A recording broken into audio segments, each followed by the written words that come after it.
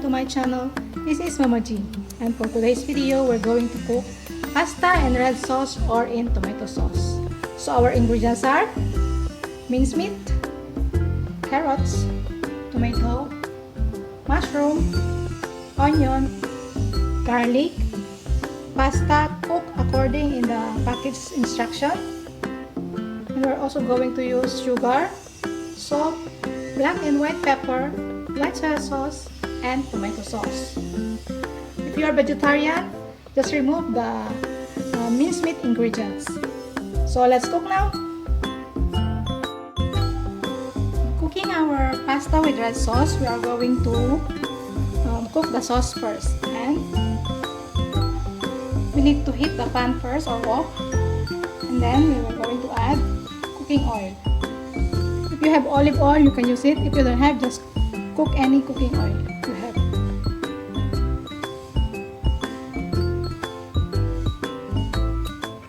And then next we are going to add our garlic.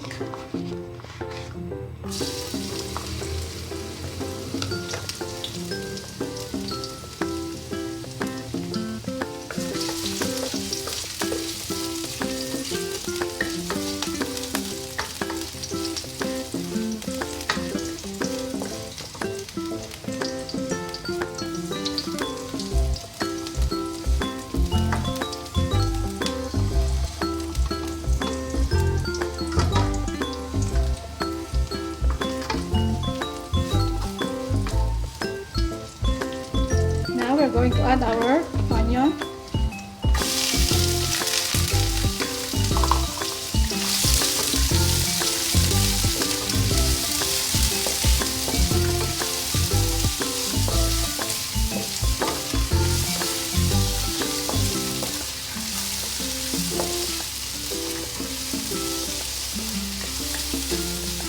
We will fry our onion until fragrant.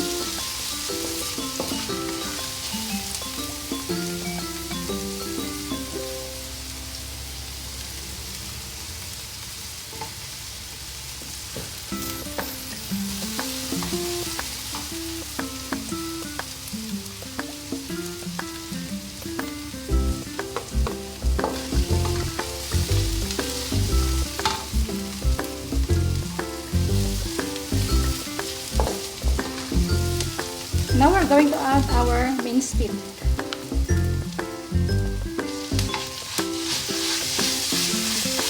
Fry it until golden brown or change its color.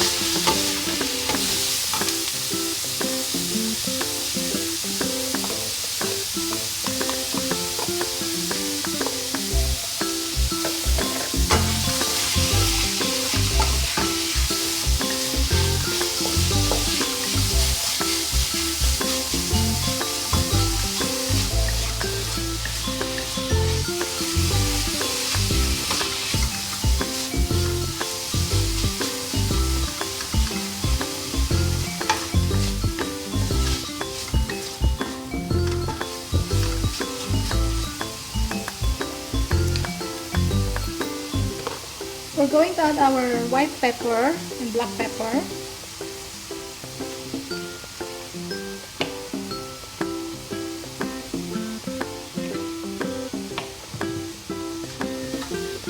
Later we will add some more black pepper and white pepper if needed. We will cover it first. Cook our mincemeat about 1 minute.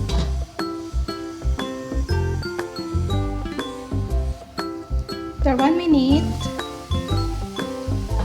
open it, stir, and we are going to add our tomato.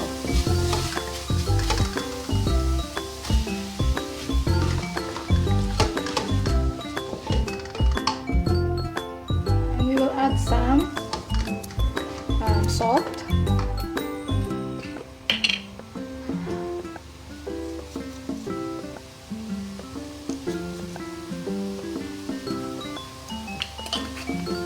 Some light soy sauce.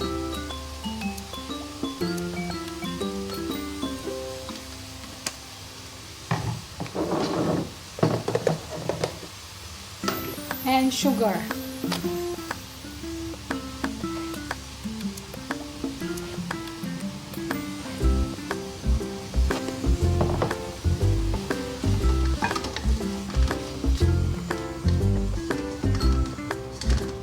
Then we'll cover it again to cook our tomato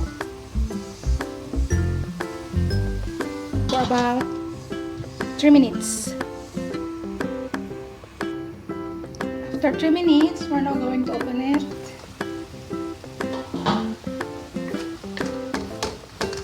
Now we're going to add our carrots and our mushroom.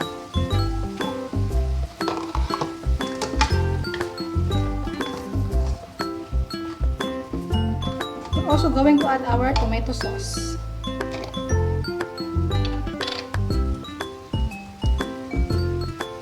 This is a 350 grams, but I only just add half of this bottle.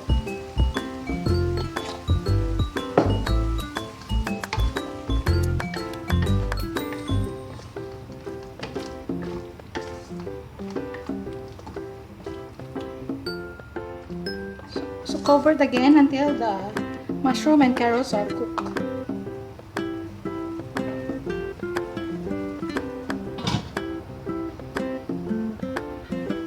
Now we're going to open our pot. Let's check if the mushroom is cooked. Okay. You can also add some dried oregano if you have. If you don't have, it's okay. This one is only optional.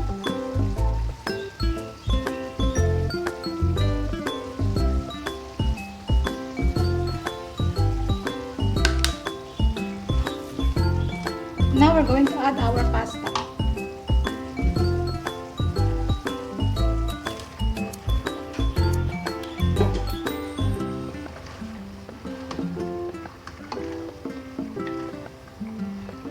Stir it well so that the pasta or the sauce can cover all the pasta.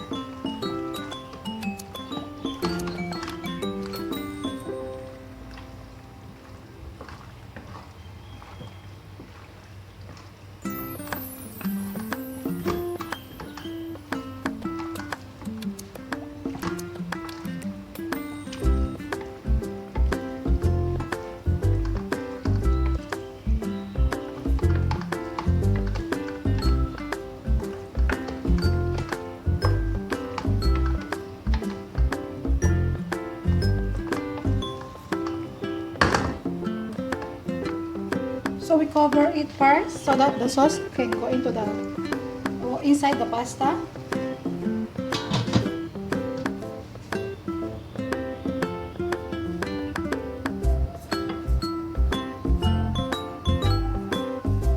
After a few minutes, we're now going to open it.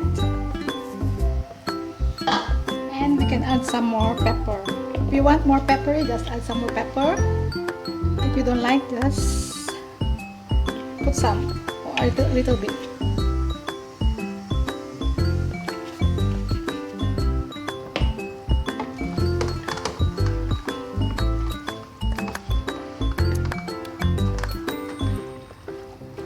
We can also add some celery and onion spring.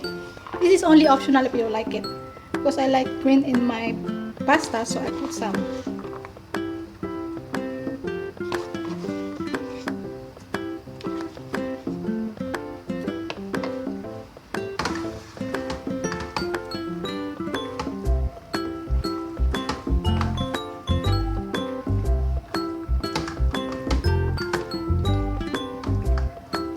This is a Pinoy style pasta in tomato sauce. If you don't like Pinoy style, just take away the sugar. Pinoy style is we will put sugar on our sauce.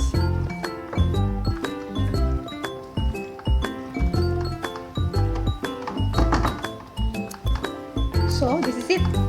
Our pasta in tomato sauce or in red sauce is already cooked, ready to serve. If you serve it, just add some. Just sprinkle it with cheese, grated cheese. So this is our recipe done already. I hope you like it.